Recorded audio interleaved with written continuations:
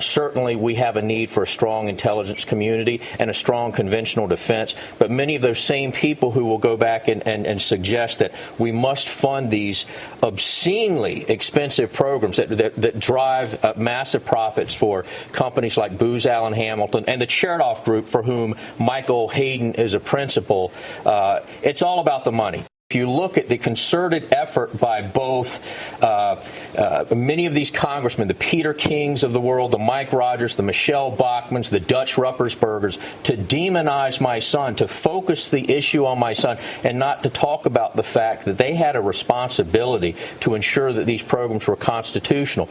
Meanwhile, Guardian columnist Glenn Greenwald announced Sunday he would soon publish new details to confirm former NSA contractor Edward Snowden's claim that low-level analysts can listen to the phone calls of any American or even read President Obama's emails. The story I've been working on for the last month that we're publishing this week very clearly sets forth what these programs are that NSA analysts, low-level ones, not just ones who work for the NSA, but private contractors like Mr. Snowden, are able to do. The NSA has trillions of telephone calls and emails in their databases that they've collected over the last several years. And what these programs are very simple screens, like the ones that supermarket clerks or shipping and receiving clerks use, where all an analyst has to do is enter an email address or an IP address, and it does two things. It searches that database and lets them listen to the calls or read the emails of everything that the NSA has stored, or look at the browsing histories or Google search terms that you've entered, and it also alerts them to any further activity that people connected to that email address or that IP address do in the future. And it's all done with no need to go to a court, with no need to even get supervisor approval on the part of the analyst. There are legal constraints for how you can spy on Americans. You can't target them without going to the FISA court, but these systems allow analysts to listen to whatever emails they want, whatever telephone calls, browsing history, Microsoft Word documents.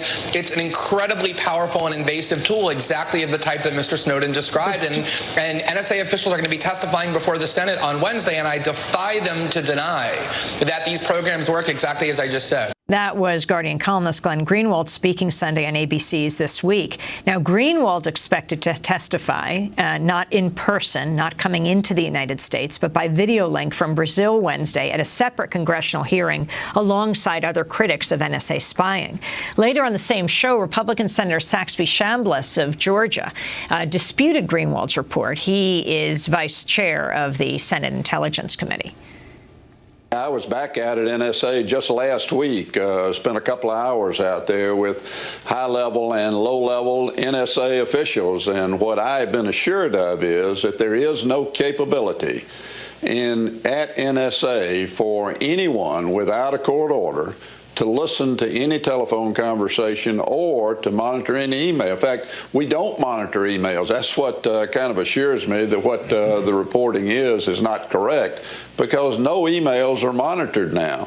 They used to be, but that stopped 2 or 3 years ago.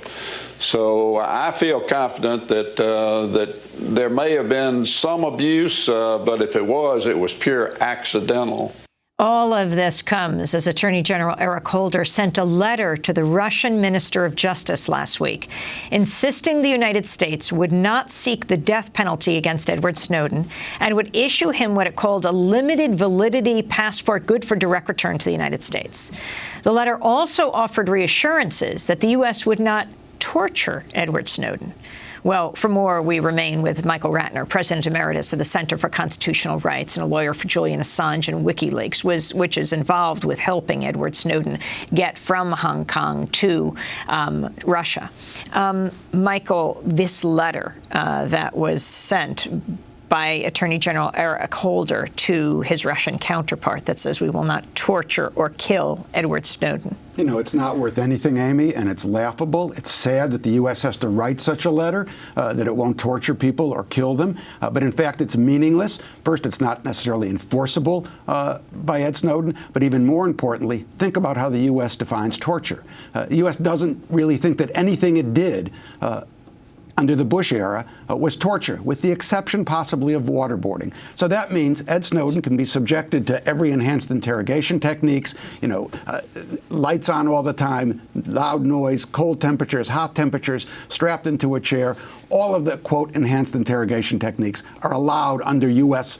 View of torture. That's one. Secondly, prolonged arbitrary detention. It doesn't say anything in the letter. We won't put him into some underground cell and keep him there the rest of his life. And then it says he doesn't have any right to asylum. And that's just wrong. Whistleblowers are entitled to apply for asylum, and it can't be interfered with by the United States. This letter is meaningless. It's a PR ploy.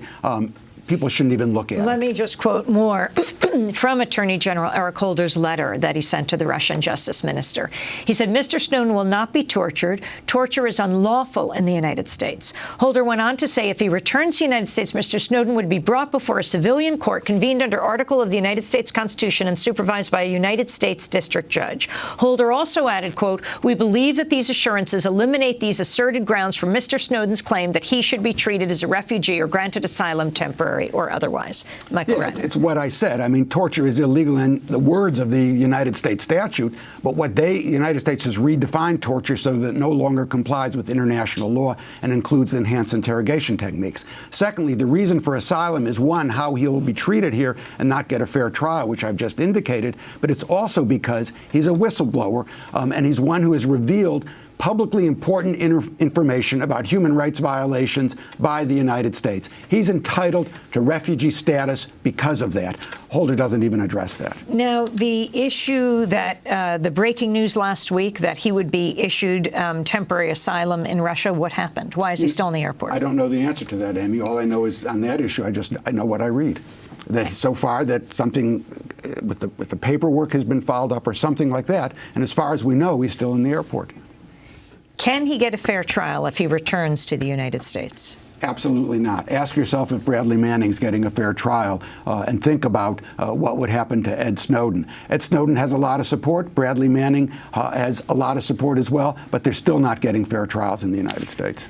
And the U.S. putting pressure on other countries. We saw they brought down the Bolivian flight, forced the president his plane down in Austria by pressing countries not to allow the Bolivian president to fly through the airspace of France and Spain, fearing that Edward Snowden was on board that plane, which he wasn't. First it's the bully in the schoolyard, the big imperial country deciding whatever it wants, when it wants, and using the big stick when it wants. But it's also illegal. Obviously, it was illegal to force a presidential plane with immunity and the president to go down to land. And secondly, it's illegal to interfere with someone's right to get asylum. That's 100%. If Snowden had been on that plane, they couldn't interfere with his right to apply for asylum. We have to leave.